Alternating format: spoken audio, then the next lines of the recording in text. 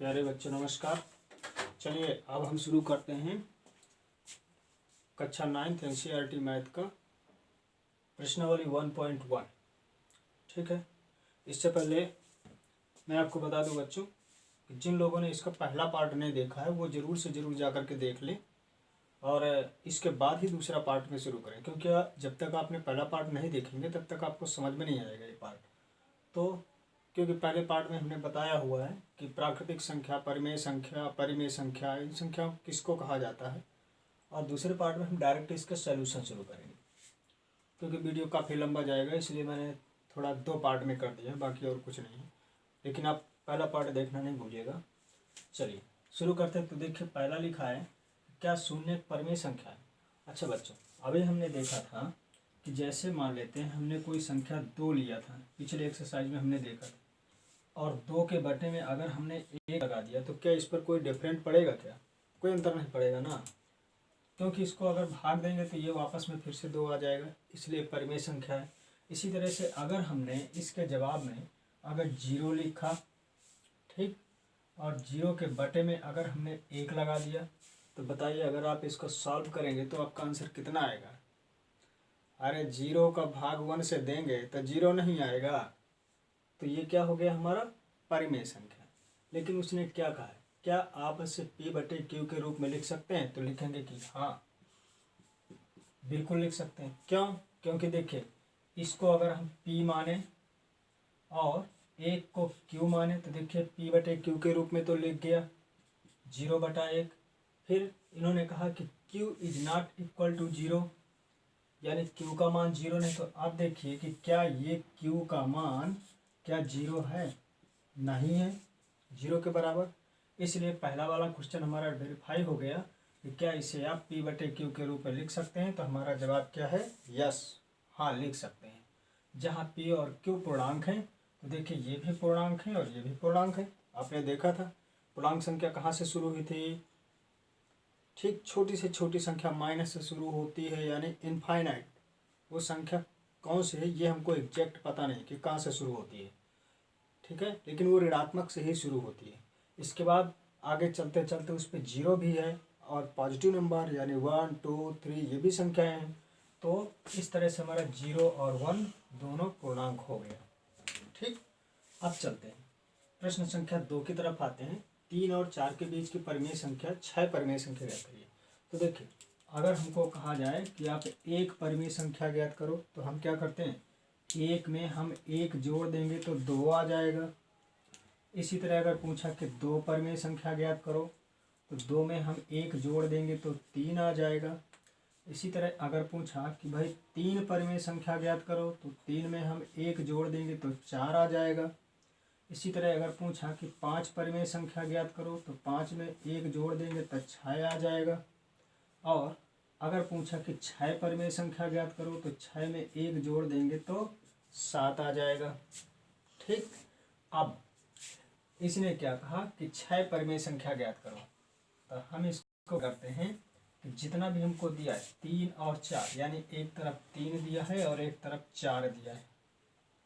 ठीक, ये नहीं, ये हमारा अलग 4 और 3। और अगर हमसे 6 परिमेय संख्या पूछा तो हमने 6 में 1 जोड़ा तो 7 आया, तो हमको 7 से गुणा और 7 से भाग हमने कर दिया। इसी तरह इसको बिगाड़ देते हैं थोड़ा, इसको भी हमने 7 से गुणा और 7 से भाग दिया। तो ये कितना हो गया बच्चों? ये तो हो गया 28 और ये हो गया 7 त्रिको 21/7 और ये 28/7। अब बताइए 21 के बाद अब लिख मारिए पूरी संख्या।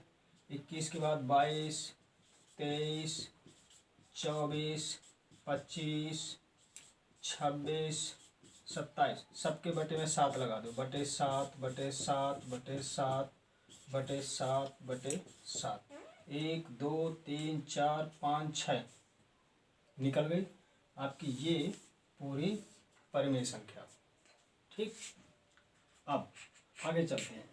क्वेश्चन नंबर 4 दिया है कि नीचे दिए गए कथन, नहीं, तीसरा नंबर दिया है कि 3/5 और 4/5 के बीच की परिमेय संख्या 5 परिमेय संख्या। देखिए कितना दिया, 5 परिमेय संख्या। हमने क्या पढ़ा था, जितना पूछे उससे एक जोड़ देना है और जितना आए उसका गुणा उसका भाग। तो 3/, यहाँ देखते हैं 3/5 है और 4/5 है। अब हमसे 5 परिमेय संख्या पूछा है तो 5 में 1 जोड़ेंगे तो 6 होगा, तो इसको 6 से गुणा और 6 से भाग। इसी तरह इसको 6 से गुणा और 6 से भाग। तो ये हो गया 6 त्रिको 18/6 पंचे 30 और ये हो गया 6 चौको 24/6 पंचे 30। लिख दीजिए इनके बाद की संख्या। 18 के बाद 19, 20, 21, 22, 23, सबके बटे में 30 दे दो। बटे 30, बटे 30, बटे 30, बटे 30। ये आपकी 5 परिमेय संख्या निकल करके आ गई। ठीक, अब आगे चलते हैं कि नीचे दिए गए कथन सत्य हैं या असत्य हैं, कारण सहित उत्तर दो। तो अब हमको क्या करना है बच्चों कि हमें आंसर तो देना ही देना है, लेकिन हमें कारण भी देना है कि आखिर क्या कारण है कि इतना उत्तर आ रहा है, कोई और क्यों नहीं आ पा रहा है। तो चलिए हम जल्दी से देख लेते हैं इसको कि ऐसा क्यों होता है। चलिए बच्चों, मैंने आपको पहले बताया है कि आप पहला वाला पार्ट देख लीजिएगा तभी इसको देखिएगा, नहीं तो वो जल्दी समझ में नहीं आएगा। प्रत्येक प्राकृत संख्या एक पूर्ण संख्या। अब बताइए, हमने एक तरफ अगर प्राकृत संख्या लिखा 1 2 3 4 एंड सो, और एक तरफ पूर्ण संख्या लिखा 0 1 2 3 एंड सो।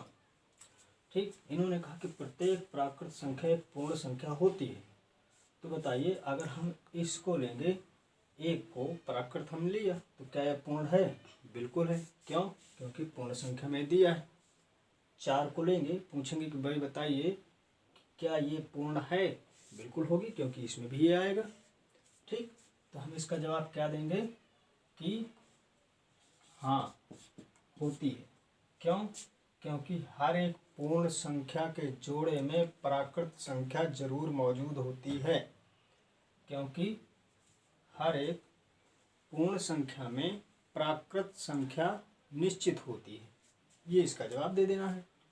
ठीक, दूसरा, प्रत्येक पूर्णांक एक पूर्ण संख्या होती है। प्रत्येक पूर्णांक, अब चलिए अगर हम इसको पूर्णांक बना देते हैं कि -1 -2, ये पूर्णांक बन गए हमारे, यहाँ पे ये पूर्णांक बन गए। अब बताइए, इन्होंने कहा कि पूर्णांक एक पूर्ण संख्या होती है, तो चलिए मैंने इसको ले लिया और इसको ले लिया, पूर्णांक हैं। अब बताइए कि क्या -2 पूर्ण संख्या है? आपने देखा था क्या ऋणात्मक संख्या आई थी क्या पूर्ण संख्या में? नहीं ना। तो ये जवाब हमारा गलत है। नहीं। क्यों? क्योंकि पूर्ण संख्या में ऋणात्मक संख्या नहीं होती। क्या जवाब देंगे? क्योंकि पूर्ण संख्या में ऋणात्मक संख्या नहीं होती है। ये जवाब हो गया हमारा। तीसरा कि प्रत्येक परिमेय संख्या एक पूर्ण संख्या होती है। चलिए भाई, परिमेय संख्या किसे कहते हैं? हमने पढ़ा था कि जिसको P/Q के रूप में लिख सकें, यानी वहाँ अंश भी हो और हर भी हो, लेकिन हर का मान कभी भी 0 नहीं होना चाहिए।